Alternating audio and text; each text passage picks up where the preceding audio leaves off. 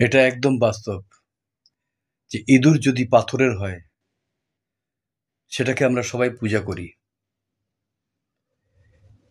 কিন্তু ওটা যদি জীবিত আপনার ঘরে দেখেন, আপনি কি করে সেটাকে ঘর থেকে তাড়াবেন সেই চিন্তা সবসময় আমরা করি। সাপ যদি পাথরের হয়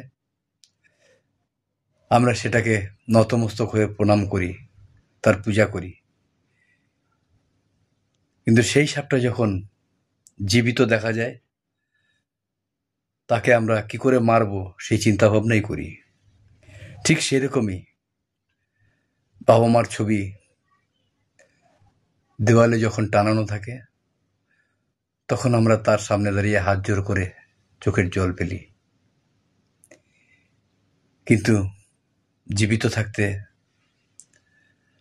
আমরা কতজন তাদের মূল্যায়ন করি বলতে পারেন?